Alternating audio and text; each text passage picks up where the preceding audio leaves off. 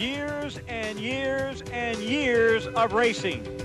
We've packed it all to 1/2 hour, a 30-minute year-end special of thrills and spills.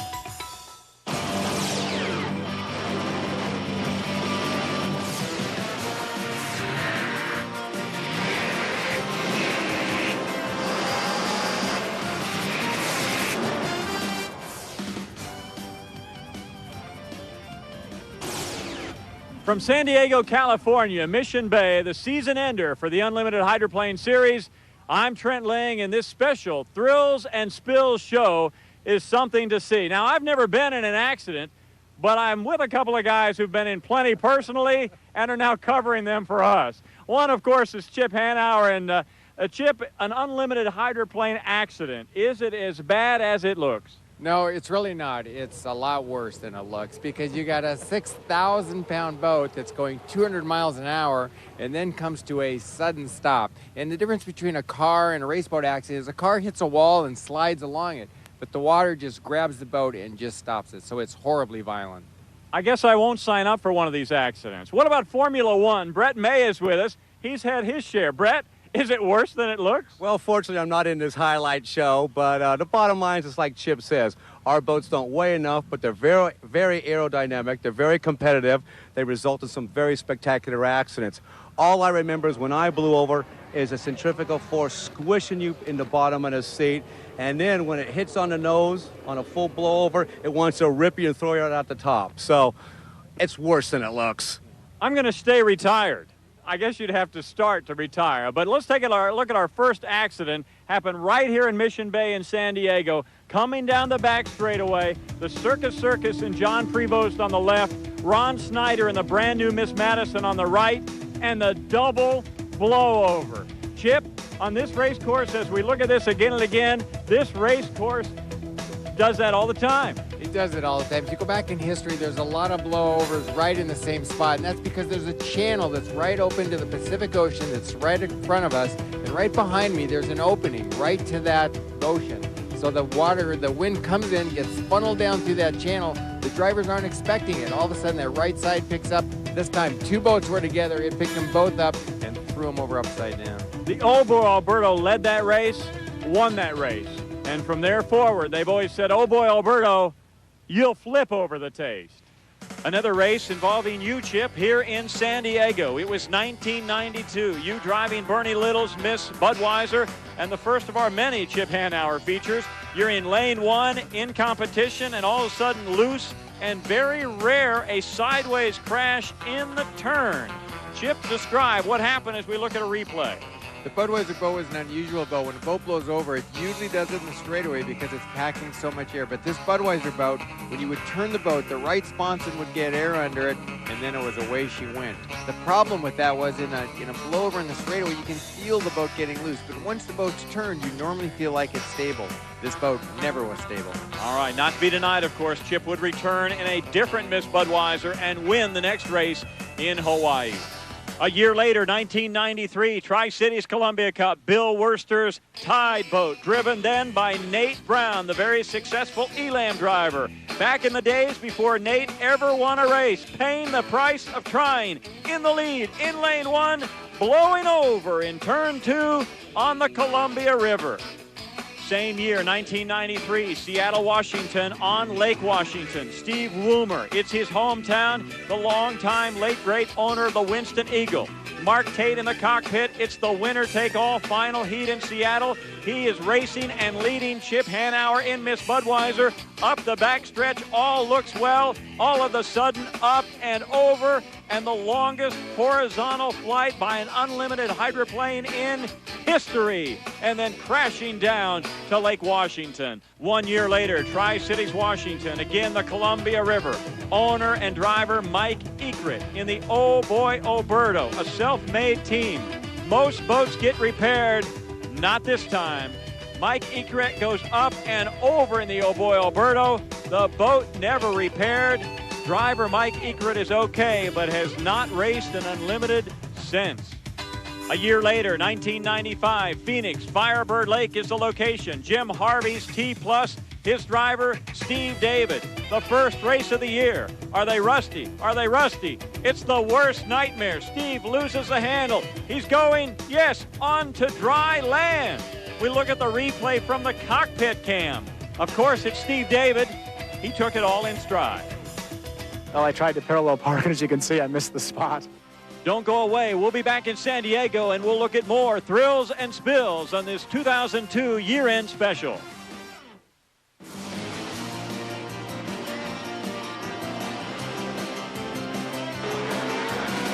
This 2002 Thrills and Spills is brought to you by Budweiser. For all you do, this Bud's for you. And by O'Doul's, the non-alcohol brew.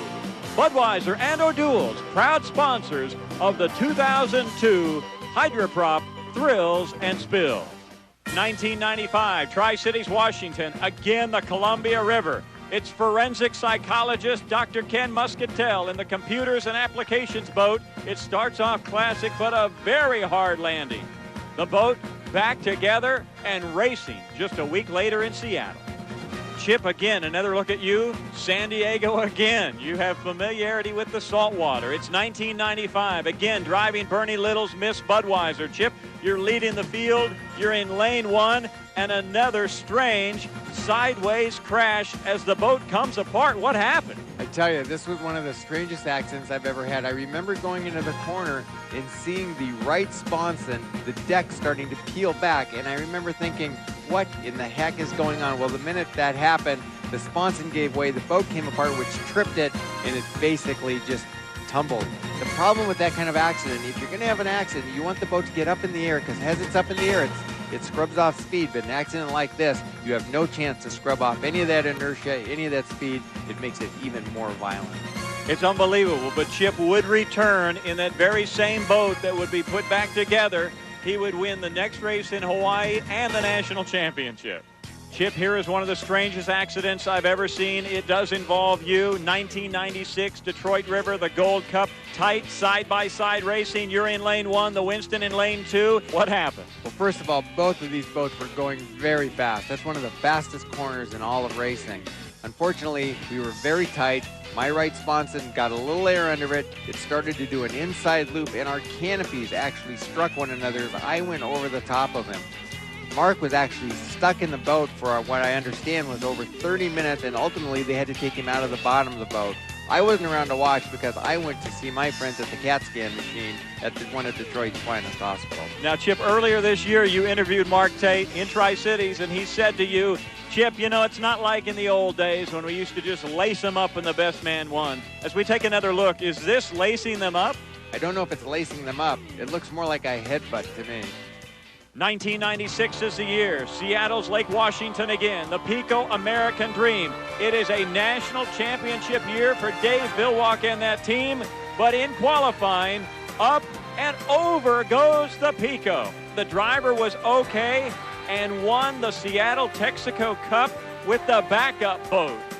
1997, again, Columbia River, Tri-Cities, Washington. Miss Budweiser and Dave Billwalk. One of the most horrific accidents ever. The boats are going into the turn. Dave Billwalk coming into this race with 19 consecutive heat wins, trying to tie the late, great Dean Chenoweth with 20 straight, driving a rare sight as the Budweiser U12 gets loose and lands right on the top of the canopy. Dave Billwalk's career nearly ended after this accident. He nearly lost his entire right hand. He did lose 2 fingers, but as you know, he's a many-time national champion since. Again, 1997, just 2 weeks later for the Miss Budweiser boat and Dave Billwalk's tragic accident. Same boat, but with backup driver Mark Webber in the Budweiser. The Elam Plus is being driven by Jimmy King. Preliminary heat, and there they go. Jimmy King's boat, the Elam, jumps on top of Miss Budweiser. Mark Webber in the Budweiser cannot see. Jimmy King doesn't know why he cannot stop. This one could have been much uglier. As we look at it again, Mark Webber just trying to learn the Miss Budweiser. Jimmy King doesn't know why his boat won't come down. And the fans very lucky that Mark Webber, steering hard left, stayed out of too much trouble. Fortunately, everybody okay. I realized where we were at and why I wasn't coming back down. All I could see is the people getting closer and closer, and at that point I had everything shut down, and I was just hoping we were going to create enough drag to stop because people were starting to peel off. And then just as we got there, as everything settled and Mark's boat went deeper in the water, it hooked up enough to stop us. Still 1997, Honolulu, Pearl Harbor, final race of the year. Mark Evans in Fred Leland's Pico American Dream. Last race of the year after a 165-mile-an-hour average warm-up lap. A qualifying run would come to a halt, and there it is, a 1.5 flip, end over end over end over end, and down into the Pearl Harbor water. Mark Evans shared his thoughts. Boy, that was the big hula, so to speak. We're out trying to qualify, and our warm-up lap was about 165 miles an hour, and the boat was really going way over 200 miles an hour, and it just started to lift off, and I didn't get a hold of it. The owner, Fred Leland, said there was a bit of a breeze, and it caught the boat, and up and over it went. Did about 1.5 flips and lit upside down. I saw stars for a little while. Undaunted, Evans would take overall second place in the event in a backup boat. Don't go away. When we come back, Brett May will join us, and he'll show us Formula One thrills and spills, our 2002 year-end special. When a Formula One tunnel boat has an accident, it's basically in 3 categories. It's in the form of a barrel roll, a stuff, or the most spectacular, the ones you always see on all the highlight films, a blowover, where the boat turns into an airplane and actually blows over backwards. First of all, a barrel roll. Let's start off with Terry Rinker in Saskatoon, Canada. On board with Terry Rinker, going into the corner, a little bit too hot, the boat gets loose, it skips sideways, it trips, it barrel rolls, it ends up upside down. Actually, Rinker's rear cowling floated in front of the camera. Good for the advertisement of Rinker Powerboats, bad for Terry Rinker. Once again at Saskatoon, Canada, coming down for the first lap of the race. He can't see, he's in all the rooster tails, he runs up behind Rusty Campbell, he hits Rusty Campbell, it knocks the boat sideways, he barrel rolls the boat completely over, it lands right side up, and all of a sudden is pointed in the opposite direction of the race course. He drifts right over and ends up stopped right next to the starting dock. He steps out of the boat, he never even gets wet. Probably the most violent and most hazardous accident to a driver is the stuff. The boat goes from 130 miles an hour to 0 miles an hour in 17 feet, the length of the boat. Not only is that hard on a boat, it's devastating for a driver. Now here we're on board with Carlos Curry in Laughlin, Nevada. He goes into a corner. He doesn't really barrel roll the boat. He doesn't really stuff the boat. He kind of does a combination of both. But what you're going to see is dramatic footage, the camera's still running, of what a driver is going through when he's actually trapped inside a boat. Carlos could not get his belts loose for whatever reason. He was connected to the boat by something or some way or something, and now you see the diver, the rescue divers, actually coming down, grabbing the top canopy on the cockpit, ripping it out, reaching in, undoing whatever they have to do on Carlos, and ripping him out of the boat. Whenever a boat's upside down in a situation like this, the driver can very easily be knocked unconscious, or else he may just not be able to get out. He's disoriented, he's upside down, he's underwater, he's holding his breath, a little bit of panic sets in, and the rescue guys are exactly why there's very little incidents in Formula One powerboat racing compared to what it was years ago. They're the heroes of this sport. Tim Siebold, Bay City, Michigan, the Bud Light Racing Team coming down the straightaway. Maximum speed, fastest point on the race course.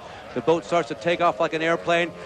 He gets it under control, but he comes down so hard in the nose it hooks to the left and barrel rolls. It's a combination of the boat trying to blow over, hooking to the left, and eventually just rolling over. Very lucky he wasn't hurt worse than he was.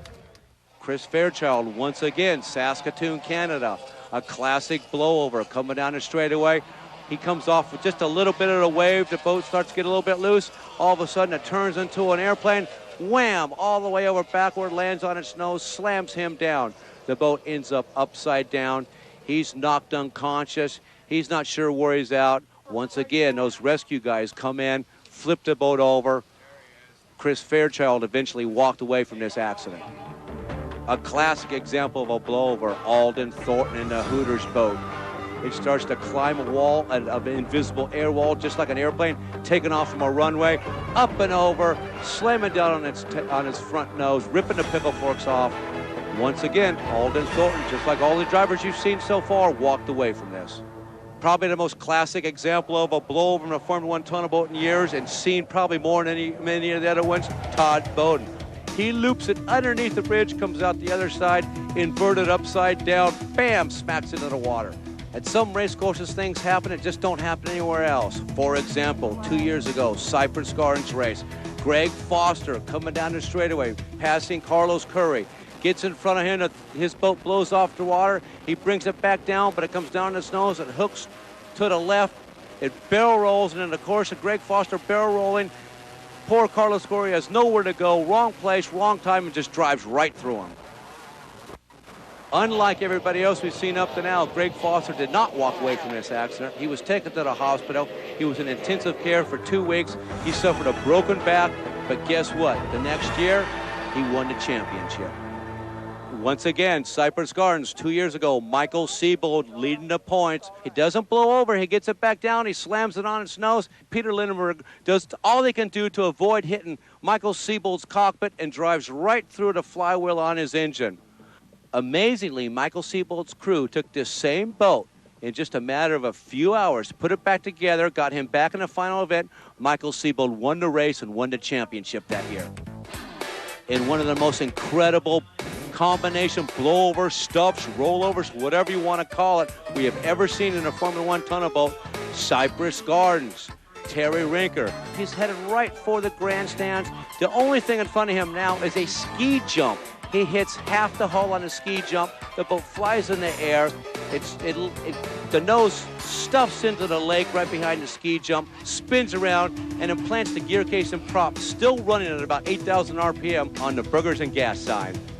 In the modern era of Formula One powerboat racing, it is so competitive, you have to drive 110% all the time, every heat race, every qualifying lap if you're going to be successful.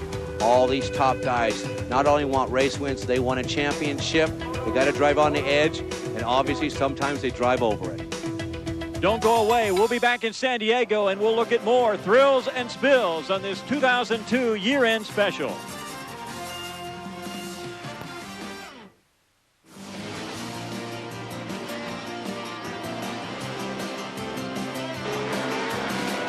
This 2002 Thrills and Spills program has been brought to you by Budweiser. For all you do, this Bud's for you.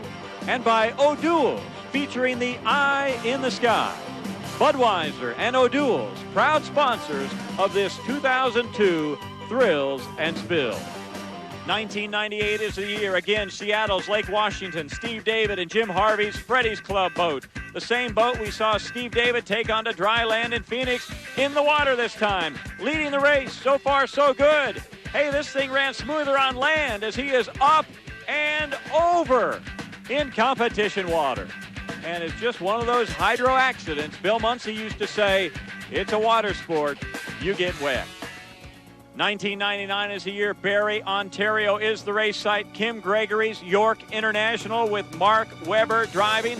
Gets into Steve David's rooster tail. 7 tons of water that the boat thinks is a runway.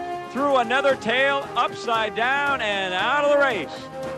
1999, Madison, Indiana, the Ohio River. Dave Billwalk, 2 years removed from his near-tragic accident in Tri-Cities. And this time, another rooster tail accident. The Budweiser gets up in somebody's rooster tail, and this time a softer, gentler Dave Billwalk going down on the water, but the same results, the Budweiser upside down. Chip, let's take a look at one more. It was your last accident as an unlimited hydroplane driver. 1999 is the year. Tri-Cities, Columbia River. Chip, you're driving the Pico American Dream, coming off a Gold Cup victory. You're chasing Dave Billwalk. You're on the inside lane, preliminary heat. All of a sudden you lose it, and a disappearing act through the rooster tail. Let's look again. What happened? Well, sometimes your competitive spirit overruns your mind, and I really, as you said, this was a preliminary heat. It was not the final, but I wanted to win it like the final. I went in there with a lot of boat speed. Dave left me very little room. Nothing illegal. He's doing a great job. Made me turn very tight. It upset the boat. Right sponson took off, and I basically sailed the boat through the rooster tail, and I was very lucky that there was not a boat on the other side. A true disappearing act through the rooster tail.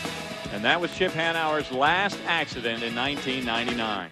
1999 again, San Diego's Mission Bay saltwater course. Greg Hopp in his rookie season, driving the U-15 Miss Pontiac, and he shows how easy it is to flip these boats, how quickly and easily and without any provocation the boat goes up and over.